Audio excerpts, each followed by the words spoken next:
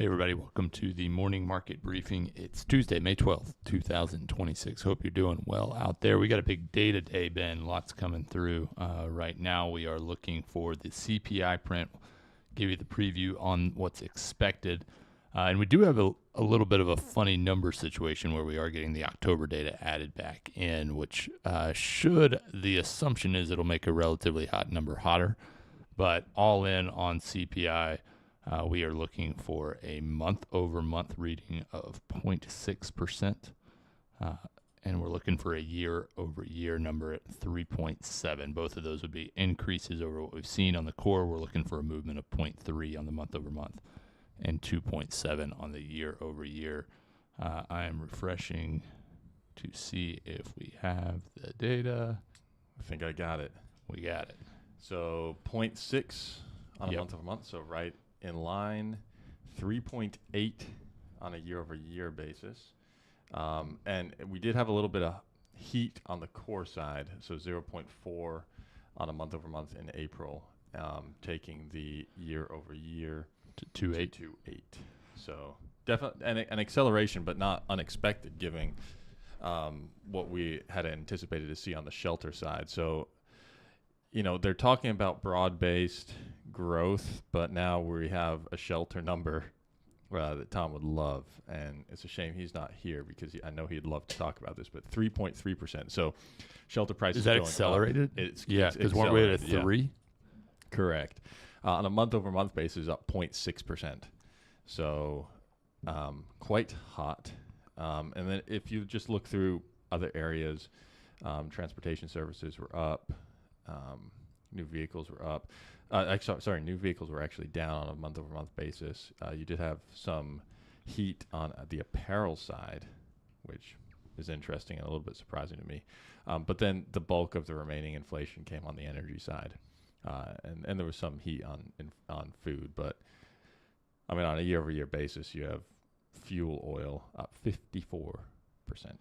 And what's interesting here, there is a chart. I don't know if it's something you can pull up, Hicks, that was in the email on home buyers. If it is something you can pull up. When we talk about the shelter component, I think this is pretty illustrative of the situation that we're talking about. But we've got a chart that shows home buyers versus home sellers. There are, 600,000 more sellers right now than there are buyers. When you think about the massive ramp up in home prices that we saw really in 2020, 2021, 2022, there was a massively higher number of buyers than sellers. And right now we are living in the opposite environment. So to be in a scenario in which there's significantly more home sellers than there are home buyers, and to say that housing is accelerating at a rate of 3.3% year over year, something's got to give. The data is belying, the big data is belying the little data. And the trend is incredibly pronounced and continuing to trend in that opposite direction, away from what the number used in CPI is showing. Yeah, I mean, and I know we had the add back of the October piece, but it doesn't really mean a whole lot, I think, this number. And I think this will probably be the hottest number that we have for a long time. So I know the market's selling off, or at least it was.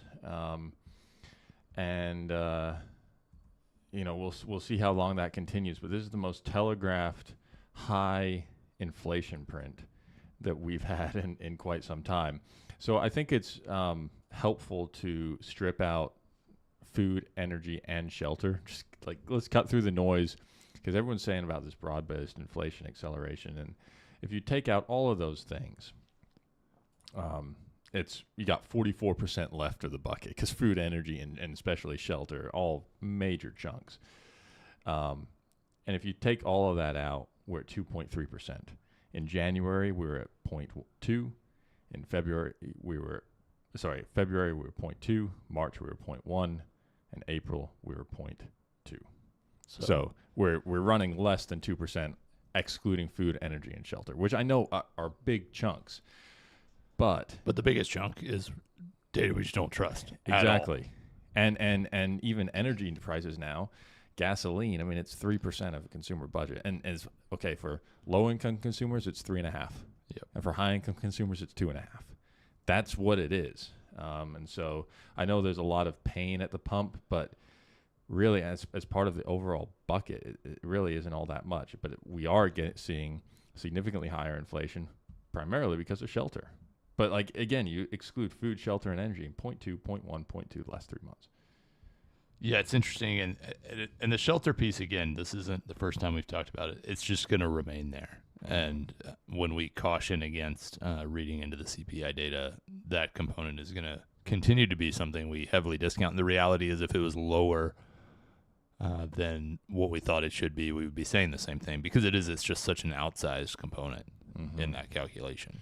Yeah, I'm curious to see what the commentators will ultimately say about this. I think that people want inflation to jump, and that's the narrative. And so I think they'll probably just endorse this wholeheartedly and say this is what we have. It's inflation close to 4%, and I think that that's just foolishness. And I think that cooler heads will prevail over the course of the next month when we start seeing, oh, the next CPI is going to be significantly lower. Yeah, like the next month-over-month number on CPI is going to be back to, 0.2, and year-over-year number is going to go back down to 3, and core is going to go back down to below 2.5, and that's just kind of how the math works. And notably, if you look at the major banks, the median forecast, for what it's worth, was a 3.7. That's really brought down on the headline number because we came in at a 3.8. That's really brought down almost exclusively by Moody's, which was looking for a 3.6. The rest of the major banks were 3.7 or 3.8. I'd be hard pressed to say we weren't just in line on the headline side. Similarly on the core, again, coming in at 2.8 with the variability of the October data. Are we higher than the median? Yes, but this is not a shocking number. And I'd be curious to see if we see any real market movement on this. Yeah, I was looking at the Wall Street Journal to see what they're writing and to see if what we postulated was true. And sure enough, Chow Deng wrote the article. Inflation soared to 3.8% in April, driven by gasoline prices, which is a dramatic oversimplification. Yeah. And arguably an inaccurate one. Yes. I mean, I'm going down the article and to see where they talk about shelter, and they probably don't. I don't see shelter mentioned once. Yeah. We got NFIB small business optimism yesterday, Ben. How'd you feel about that number? Yeah, I mean, there's definitely a K-shape when we talk about the K-shape in the consumer economy, which I think is a little bit overblown, but there's definitely a K-shape in the small business versus large business sector. Large businesses are shedding employees and generating record profits and navigating through tariffs, and small businesses are they seem adrift in a chaotic ocean right now, and they don't feel good. Profits are okay, not great. It seems like every time they get a little bit of confidence, that comes back down. We're not seeing any improvement really on capital expenditure plans, even though we're seeing that elsewhere in the economy, including on the non-residential side, including on data center side. Even excluding data centers, we're seeing that, but not on the small business side. A lot of people are uncertain. The uncertainty index is still 88, far above the long-term average in the 60s. But the reason the uncertainty index fell was because when asked, is now a good time to expand your business, instead of saying, I'm uncertain, they're now saying no. Yep. Which is... They're certain that things are not good. Yeah, and it's tough to see because, I mean, I think that they're making the right decisions for them because money is tighter and it is tougher to borrow, and you don't really want to take more on your credit line when you're borrowing it at 10 or 11%. So they need some relief on prime rates. They need some relief on growing that revenue. They can't find workers. So Yeah, some of the commentary from the survey that I found particularly interesting. One, this is from a retail business in Colorado. Businesses seen severe impact from the Iran war, big jumps in fuel prices. Also, the cost of doing business is always rising. But our margins stay the same, more or less. So like everything's awful, but it's still kind of the same. And then interesting, we just talked about housing, and someone in business services says, my business is based on the housing market. It has to change for the better if I'm going to make it. This is my 40th year in business. This is the worst it has been. This is not someone talking about 3% increase, 3.3% increases in home prices. Yeah. This is someone who's been through 2008 and says this is even worse. Yeah.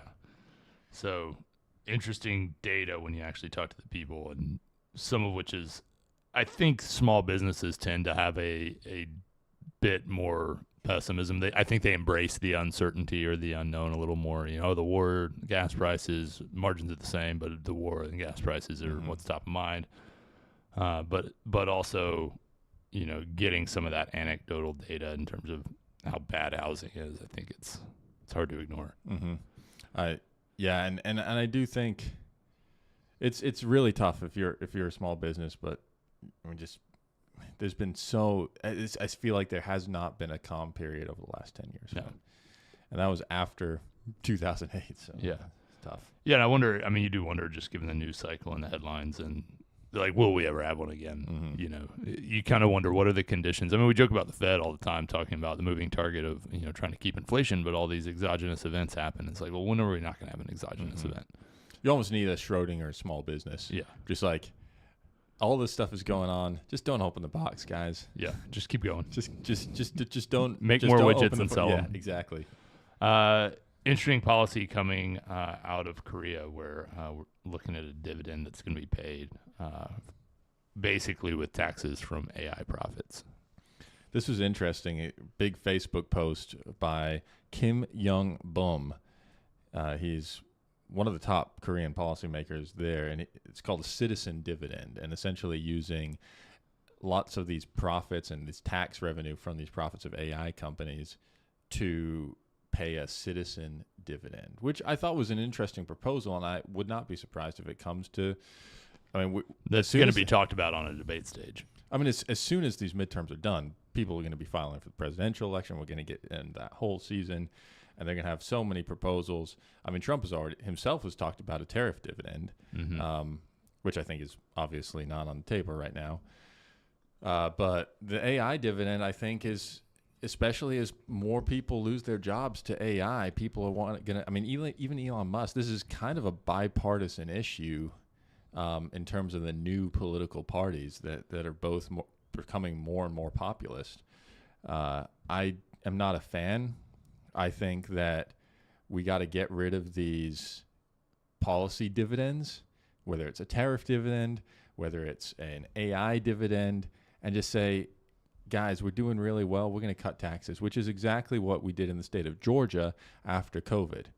Companies made a lot more profits. Individuals were making more money.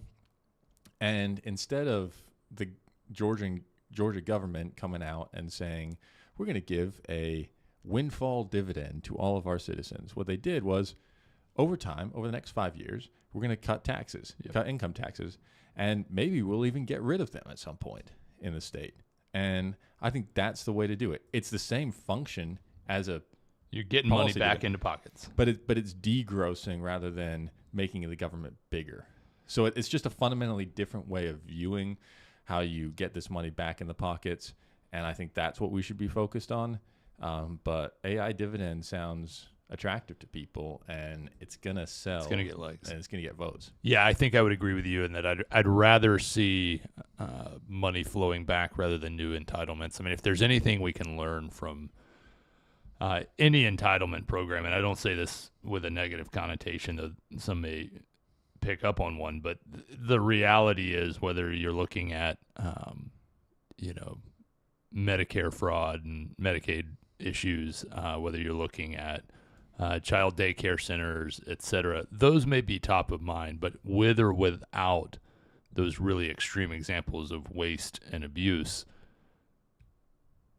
entitlement programs historically in this country have done one thing and one thing only, and that's balloon out of control. So what makes me nervous about, hey, here's this thing that we're going to pay out to people, and here's the new sourcing of funding, is it's not hard to extrapolate out how that grows and becomes a real problem. Yep. So I'd rather see a different process, a different mechanism, but that's not going to be as catchy as the AI dividend. Mm-hmm. I agree. Anything else you're keeping an eye on today? No, I mean, we continue to hear some volatility in the UK with Keir Starmer under pressure. They've had, I think, 5 prime ministers in the last 7 years, so they're trying to do their best to catch up with the French. So something to watch. Keir Starmer said he's going to stay on. Just continued political volatility that we're seeing globally, both in Europe and the U.S., and we've seen it in Japan and Korea. So, for what it's worth, the 10-year before the CPI announcement was at a 4.442. We're now at a 4.43. Okay. So, not. I wouldn't say Yeah, it's it a looks real like the pronounced market's move. coming back even a little bit. Yeah. All right. Good stuff. We'll wrap it up there. We'll be back tomorrow. Hope you guys have a great day. Talk to you soon.